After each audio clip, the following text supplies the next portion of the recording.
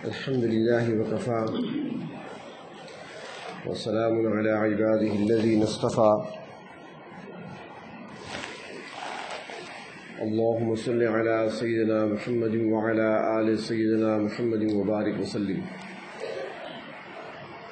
آپ کو یاد ہوگا کہ اس سے قبل آپ کی خدمت میں عرض کیا تھا کہ ایک مرتبہ حضرت علی المرتضیٰ رضی اللہ تعالی عنہ نے نبی اکرم صلی اللہ علیہ وسلم سے ایک مختصر سا سوال فرمایا، اور وہ سوال کیا تھا؟ انہوں نے پوچھا کہ آپ کا طریقہ کیا ہے؟ تو رحمت کائنات صلی اللہ علیہ وسلم نے اس کے جواب میں جو ارشاد فرمایا وہ ایک بات نہیں تھی بلکہ 17 باتیں تھیں۔ ایک سوال کے جواب میں 17 باتیں ارشاد فرمائی۔ سب سے پہلے آپ نے ارشاد فرمایا کہ میرا رأس المال، میرا اصل سرمایہ معرفت ہے۔ دوسرے نمبر پہ فرمایا کہ میرے دین کی بنیاد، میرے دین کی جڑ، فرمایا کہ وہ عقل ہے۔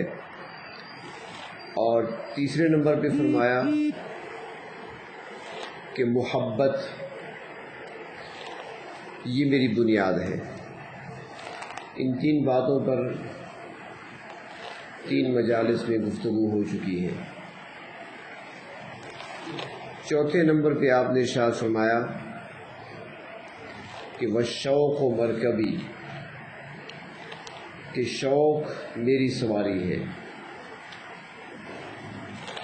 اور شوق کسے کہتے ہیں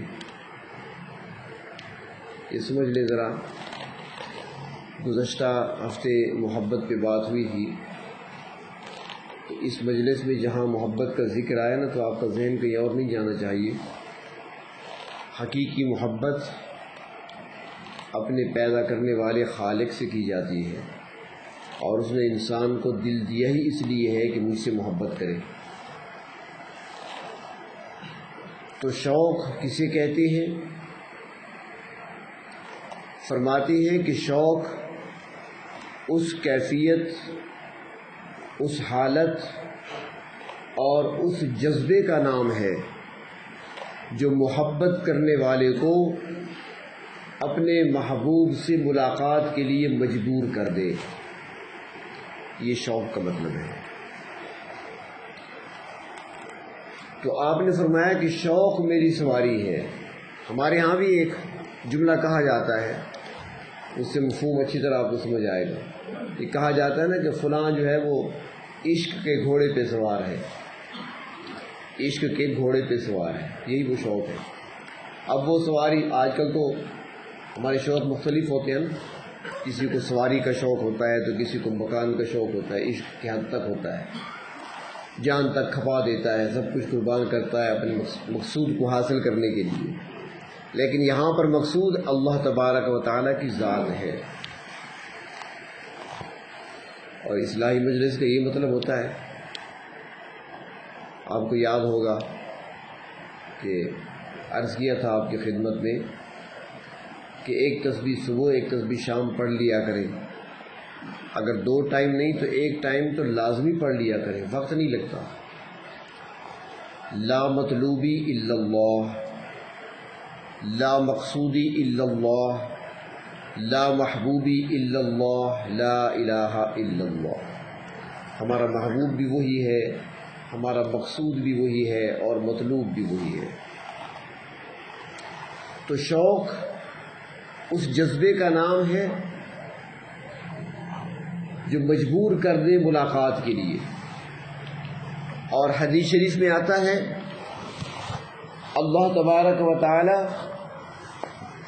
کی ملاقات کو فرمایا کہ جو پسند کرتا ہے، جو اس بات کو پسند کرتا ہے کہ میرے رب سے میری ملاقات ہو، فرمایا اللہ تبارک و تعالیٰ بھی اس سے ملاقات کرنا پسند کرتے ہیں، اور جو شخص اللہ سے ملاقات کو ناپسند کرتا ہے اللہ رب العزت بھی اس سے ملنے اور ملاقات کرنے کو ناپسند کرتے ہیں۔ نبی اکرم صلی اللہ علیہ وسلم کی جو مصنون دعائیں ہیں وہ مانگی تو ہیں آپ نے، مگر تعلیم امت کے لیے ہے۔ آپ ایک دعا مانگا کرتے تھے، اللہم انی اسألک لذت النظر الی وجہک، اے میرے پروردگار میں آپ سے سوال کرتا ہوں آپ کے دیدار کا۔ کتنی بہترین دعا سکھائیے، اللہم انی اسألک لذت النظر الی وجہک، یا اللہ میں آپ سے سوال کرتا ہوں آپ کے دیدار کا۔ اور اگلا جملہ والشوق لقائک، اے اللہ اور میں آپ کی ملاقات کا شوق بھی چاہتا ہوں، یعنی مجھے اپنی ملاقات کا شوق بھی نصیب فرما دے۔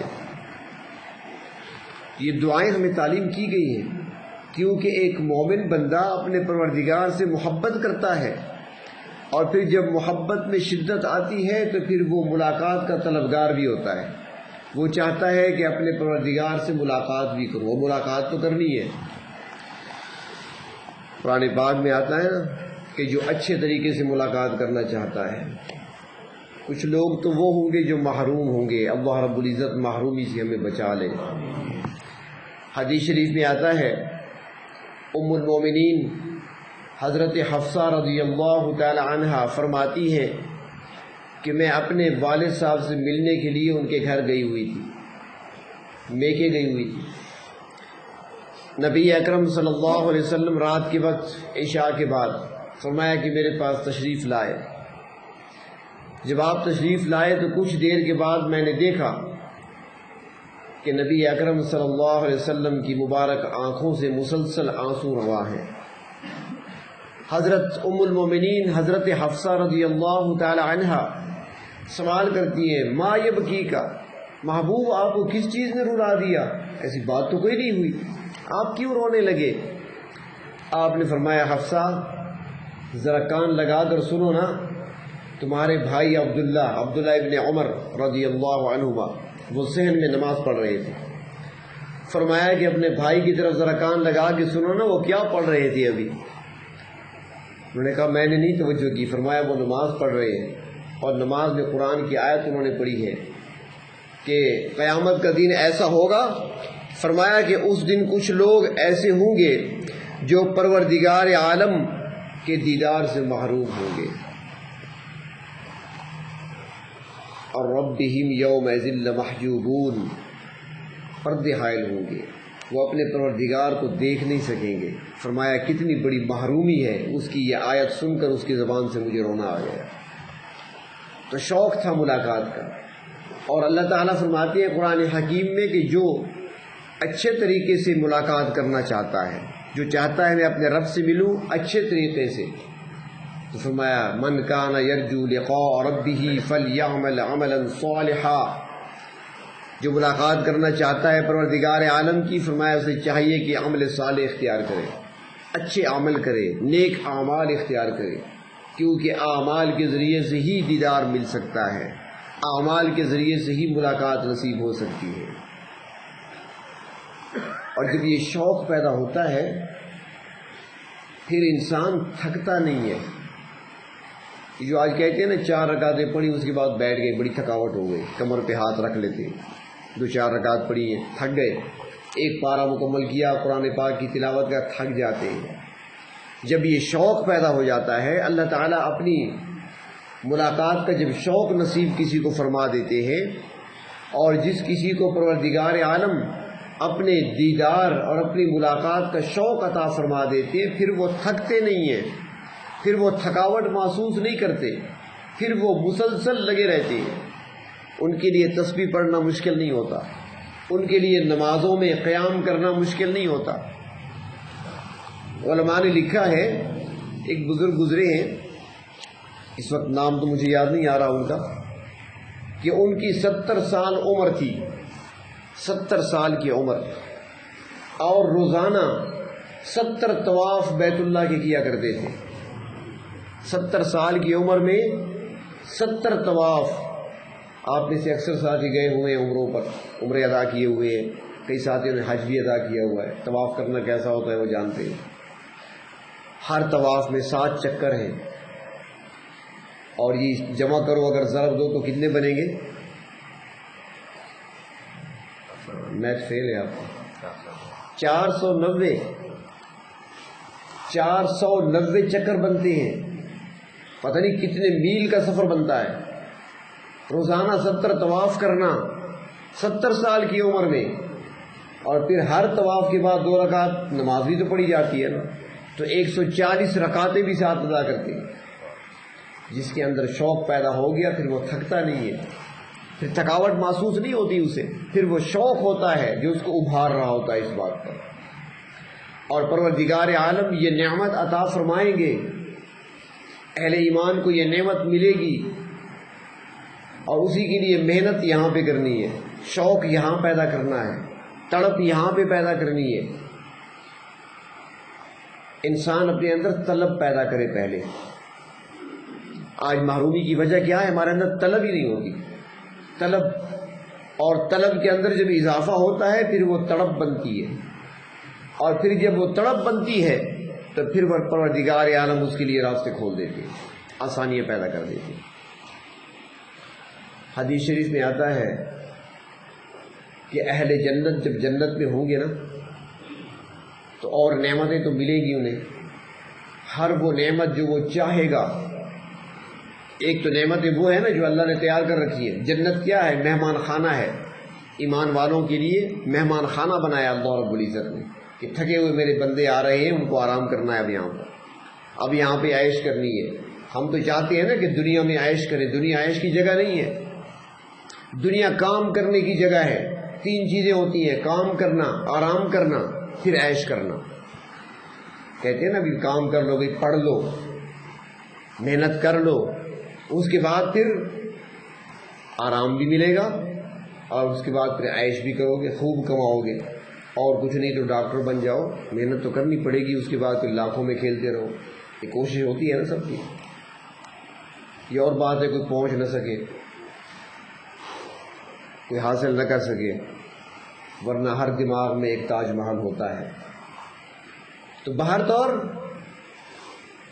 جو شوق رکھتے ہیں، ایمان ہے، عمل صالح کیا، تو فرمایا کہ جنت میں پروردگار عالم ان کو اپنا دیدار کرائیں گے.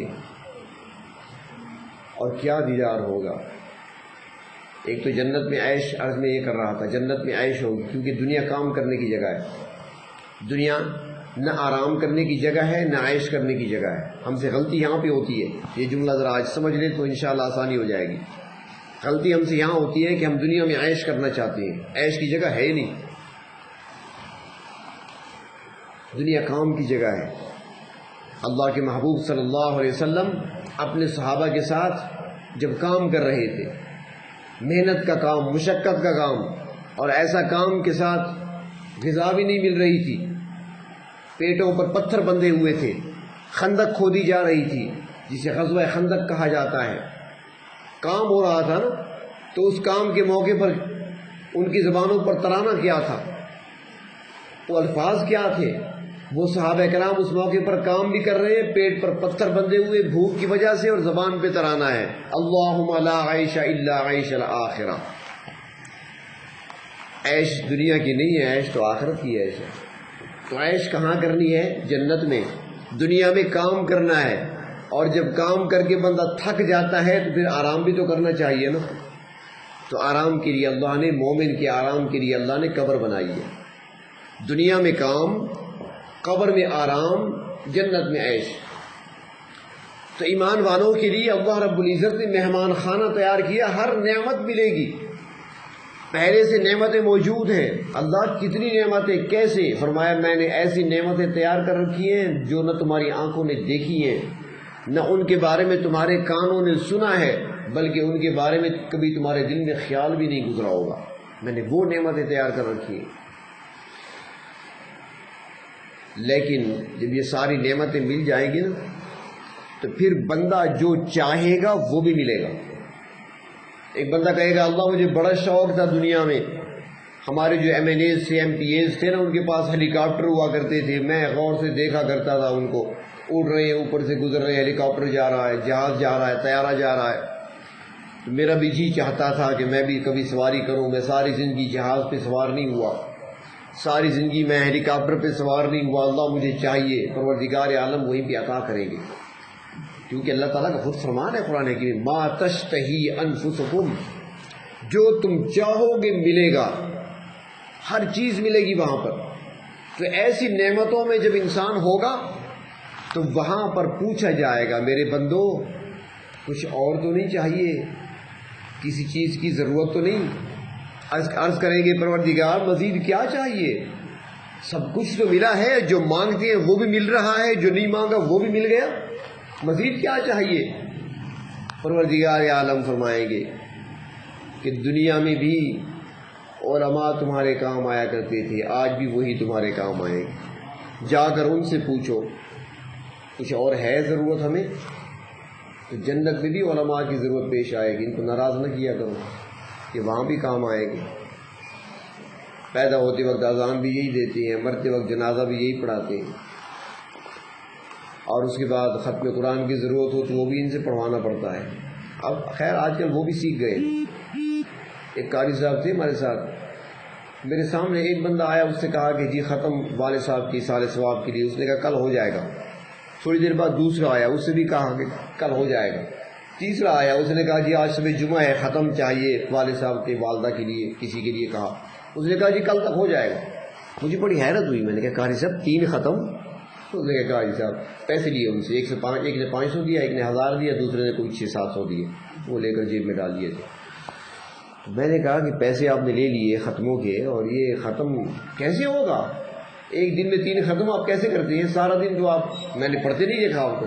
اس نے کہا اس حدیث شریف میں آتا ہے 3 بار سورۃ اخلاص پڑھو ختم کا ثواب ملتا ہے، تو 9 بار پڑھ لوں گا، 3 ختم ہو جائیں گے اور تینوں کو بخش دوں گا۔ بس چاہیے مردوں کے لیے بس یہی چاہیے، جس کا بیٹا خود نہیں پڑھے گا تو ہم تو ایسے ہی پڑھیں گے۔ وہ بھی سیکھ گئے آج کل، کسی کیا ضرورت ہے کسی کے باپ کو بخشوانے کے لیے پڑھتا رہے سارا دن سپارے، 3 بار سورۃ اخلاص پڑھی، 500 روپے جیب میں ڈال لیے۔ لیکن جو صحیح معنوں میں اہل علم ہیں، جو پیسوں پہ قرآن نہیں بیچتے، جو پیسے لے کر ختم نہیں بیچتے، جو صحبت کا تھال کھا کر قرآن نہیں پڑھتے، وہ وہاں بھی کام آئیں گے۔ اللہ فرمائے گے ان سے جا کر پوچھو، تو جب جا کر پوچھیں گے ان سے، وہ کہیں گے اللہ کے بندو اصل چیز تو باقی ہے۔ بھئی کیا باقی ہے؟ بھئی سب سے بہتر، سب سے اچھی چیز، سب سے افضل چیز تو باقی ہے، جس کے لیے دنیا میں ہم تڑپتے رہے ہیں، جس کے لیے ہم بے چین اور بے قرار رہا کرتے تھے، جس کے لیے صوفیہ حالت وجد میں آ جایا کرتے تھے، ہوش و حواس کھو بیٹھتے تھے۔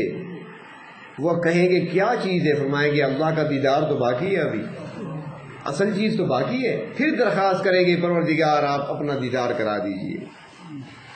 پروردگار عالم دیدار کرائیں گے، اور کیسا ہوگا جب ان کو میدان میں بلایا جائے گا؟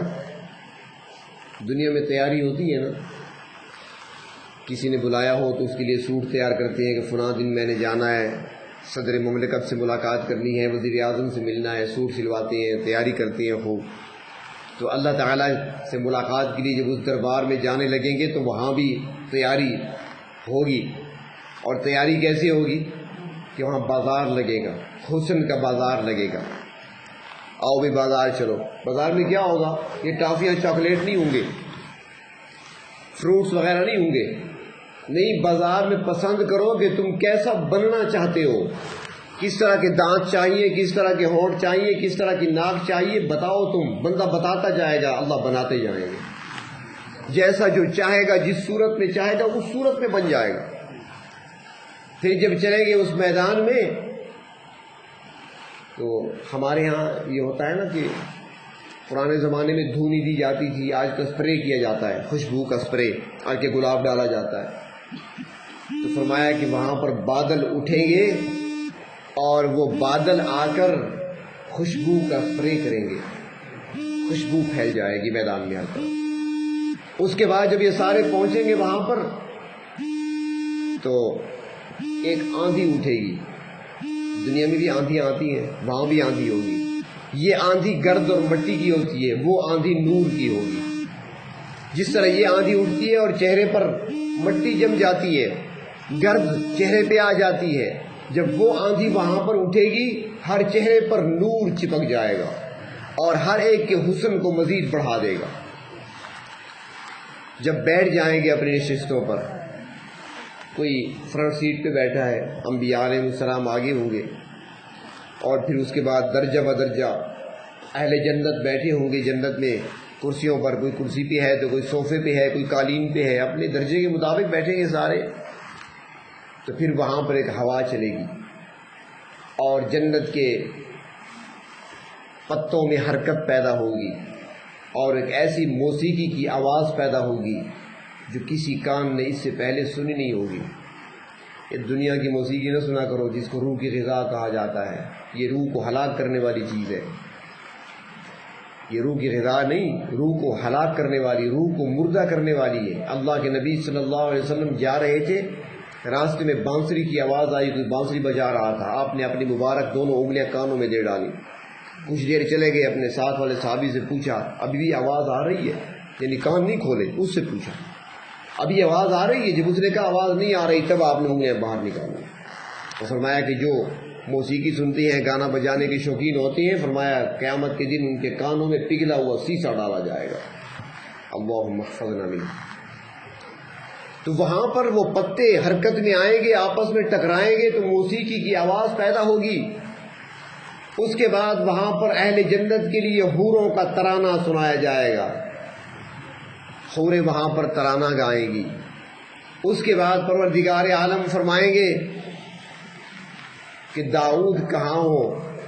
تم زبور پڑھا کرتے تھے دنیا میں اور پہاڑ بھی جھوم اٹھتے تھے، پرندے اڑان بھول جاتے تھے، تمہارے زبان سے، تمہارے منہ سے زبور سن کر جانور چرنا بھول جاتے تھے، زمین ہلنے لگتی تھی، پہاڑ جھومنے لگتے تھے. داؤد وہ تو زبور پڑھی تھی، آؤ آج ذرا میرا قرآن پڑھ کر سناؤ میری جنت والوں کو. حضرت داؤد علیہ السلام، لحن داؤدی آج بھی مشہور ہے. تو داؤد علیہ السلام اپنے انداز میں قرآن کی تلاوت کریں گے. اس کے بعد نبی اکرم صلی اللہ علیہ وسلم کو ارشاد ہوگا کہ آپ بھی تو میرا کلام پڑھا کرتے تھے. ابو سفیان کے اٹھے ہوئے قدم رک جایا کرتے تھے. ابو جہل بھی جب قرآن کی آواز سنتا تو وہ بھی رک جایا کرتا تھا. واقعات آتے ہیں حدیث میں. باہر سے آنے والا کوئی بھی جب آپ سے کلام مقدس میرا سنتا تھا، آواز کان میں پہنچتی تھی، اثر دل پہ ہوا کرتا تھا. آواز کانوں میں جاتی تھی، کلمہ زبان پہ آ جاتا تھا. میرے محبوب آپ کے امتی بیٹھے ہیں کثیر تعداد میں، بہت تھوڑے تھے جنہوں نے آپ سے میرا کلام سنا تھا، باقی محروم رہے تھے. میرے محبوب آج ان کو میرا کلام سنا دیجیے. نبی اکرم صلی اللہ علیہ وسلم تلاوت فرمائیں گے. جب وہ تلاوت ہو چکے گی تو رب تعالیٰ فرمائیں گے میرے بندو کلام میرا ہے، میرے بندوں سے تم نے سنا ہے، آج میرا کلام مجھ سے سن لو. سورۃ رحمان کی تلاوت ہوگی. وہ کیا منظر ہوگا، کیا نظارہ ہوگا. اس کے بعد دیدار ہوگا، نظریں اٹھی ہوئی رہ جائیں گی. وہ کیسے ہوگا، کیوں کر ہوگا، نہیں جانتے کیفیت کو، نہ کوئی بیان کر سکتا ہے. جس ذات کا دیدار ہوگا وہ ذات جہت سے پاک ہے، وہ جسم سے پاک ہے، وجود سے پاک ہے، ہر نفس سے پاک ہے. اس کے بارے میں تصور نہیں کیا جا سکتا. صحابہ کرام نے پوچھا تھا یا رسول اللہ صلی اللہ علیہ وسلم کیا اپنی آنکھوں سے، ہم سر کی آنکھوں سے دیکھیں گے اللہ کو؟ فرمایا کہ ہاں. کیا تم چاند کو دیکھتے ہو؟ عرض کیا جی دیکھتے ہیں. فرمایا جیسے چاند کو روشن چمکتا دیکھتے ہو اپنے رب تعالیٰ کی تجلیات کو اپنے سامنے ایسے دیکھو گے. لیکن کیفیات کیا ہوں گی وہ کوئی نہیں بتا سکتا، نہ کوئی جان سکتا ہے. دیدار ہوگا، دیدار کر رہے ہیں، نظریں اٹھی ہوئی ہیں، ٹکٹکی باندھے بیٹھے ہیں، سارے بدہوش ہیں. جو ان کی بیویاں ہوں گی نا، اہل جنت کی بیویاں، اصل بیوی بھی ہوگی، بے فکر رہیں آپ، یہ ساتھ جائے گی، یہ ساتھ ہوگی، آپ کو پسند ہو یا نہ ہو. بلکہ ساری بیویوں کی ملکہ یہی ہوگی، سارے اس کی ماتحت ہوگی۔ ترازی رکھا کرو اسے۔ کوئی کہے بھی نا کہ اللہ میرے ساتھ نہ بھیج، تو ایسا نہیں کہہ سکتا، وہ تو ساتھ ہوگی۔ اور اللہ تعالیٰ ایسا حسن عطا فرمائیں گے، جب دکھائیں گے کہے گا اللہ یہ تو آنی چاہیے میرے پاس، اس کو بھی اللہ ایسا حسین بنا دیں گے۔ تو بیویاں کہیں گی، وہ حوریں ہوں گی یا دنیا والی بیوی، ایک ہے، دو ہے، تین ہے دنیا کی، وہ بھی اللہ ہمارے شوہر کہاں چلے گئے؟ اللہ جنت میں موت تو نہیں ہے، موت کو تو ذبح کر دیا گیا تھا، موت کا تو خاتمہ ہو گیا، تو اب کیا ہمارے شوہر واپس نہیں آئیں گے؟ اللہ عرصہ گزر گئے، ہم نے تو دیکھا نہیں، اب تو ان کی صورتیں ہم بھول گئی، اللہ ہمارے خاوندوں کو واپس بھیج دیجئے۔ جب وہ روئیں گی، چلائیں گی، درخواست کریں گی، وہ حوریں اور وہ بیویاں ان کی، تو پروردگار عالم پردے ڈال دیں گے، دیدار مکمل ہو جائے گا۔ دیدار کرنے والے عرض کریں گے اللہ ساری زندگی ہم تو تڑپتے رہے، بے قرار رہے اس کے لیے، آپ کے دیدار کے لیے، جو اہل دل ہے۔ تو وہ کہیں گے اللہ اتنا تھوڑا دیدار کرایا، اتنا تھوڑی دیر دیدار کرایا۔ اللہ تبارک و تعالیٰ فرمائیں گے تھوڑی دیر کرایا میں نے، مجھے اپنی کبریائی کی قسم، میرا دیدار کرتے کرتے 20,000 سال گزر چکے ہیں، پھر پتہ ہی نہیں چلا تمہیں۔ 20,000 سال دیدار کرتے کرتے گزر گئے، اور وہ کہہ رہے ہیں کہ تھوڑا سا دیدار۔ دنیا میں کیا رکھا ہے؟ کچھ بھی نہیں ہے۔ اس لیے اللہ کے محبوب نے ہمیں سکھایا کہ وہ چیز اللہ سے مانگو نا، وہ چیز اللہ سے مانگو۔ دنیا میں کیا دیکھ رکھا ہے؟ جن کو تم حسن سمجھتے ہو وہ کیا حسن ہوگا؟ اصل تو وہ ہے جو حسن کا خالق ہے۔ دنیا کے جمال کو دیکھتے ہو، یہ کیا جمال ہوگا؟ اصل جمیل تو وہ ہے۔ ان اللہ جمیل یحب الجمال، اللہ تعالیٰ خود جمیل ہیں، جمال کو پسند کرتے ہیں، اصل حسن تو وہ ہے۔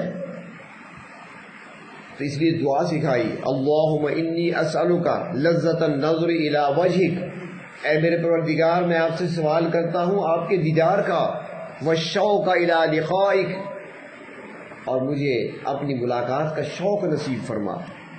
تو اللہ کے رسول صلی اللہ علیہ وسلم نے حضرت علی المرتضیٰ رضی اللہ تعالیٰ عنہ کے سوال کے جواب میں چوتھی بات جو ارشاد فرمائی، 17 باتیں ارشاد فرمائی، چوتھی بات جو ارشاد فرمائی، فرمایا کہ الشوق مرکبی، کہ میری سواری جو ہے وہ شوق ہے۔ اور شوق کا معنی یاد رہے گا نا، 2 باتیں میں نے عرض کی تھی شروع میں۔ پہلی بات یہ کہ یہاں پر جب بھی محبت کا ذکر آئے تو آپ کا خیال کہیں نہیں جانا چاہیے اور طرف، محبت سے مراد اللہ کی محبت ہے۔ خانقاہوں میں اللہ کی محبت ہی ہوتی ہے، باقی نہیں، باقی تو ساری بیماریاں ہیں، روگ ہیں، بیماریاں ہیں۔ تو اللہ کی محبت مراد ہے۔ اور شوق کا مطلب کیا ہے؟ شوق کسے کہتے ہیں؟ وہ کیفیت، وہ حالت، وہ دل کا جذبہ جو انسان کو اپنے محبوب کی ملاقات کے لیے مجبور کر دے، اسے شوق کہتے ہیں۔ تو اللہ کے محبوب فرماتے ہیں کہ میری سواری شوق ہے، اور میری جو بنیاد ہے وہ فرمایا کہ محبت ہے، جو گزشتہ ہفتے عرض کیا تھا، اور فرمایا کہ میرے دین کی جڑ جو ہے وہ عقل ہے، اور میرا اصل سرمایہ، اصل جو سرمایہ ہوتا ہے فرمایا وہ معرفت ہے۔ تو اللہ تبارک و تعالی اپنے دیدار کی لذتیں ہمیں نصیب فرمائیں، اور اپنی ملاقات کا شوق بھی نصیب فرمائیں۔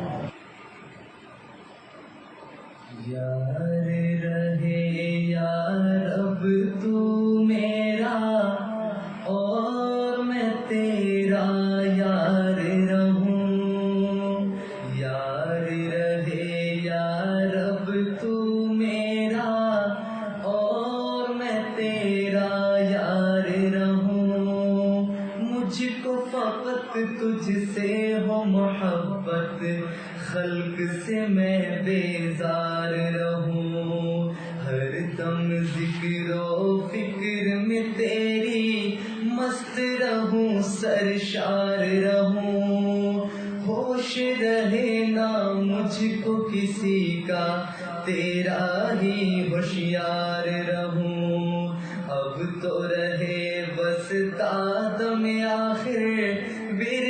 زباں اے میرے الہ، لا الہ الا اللہ، لا الہ الا اللہ۔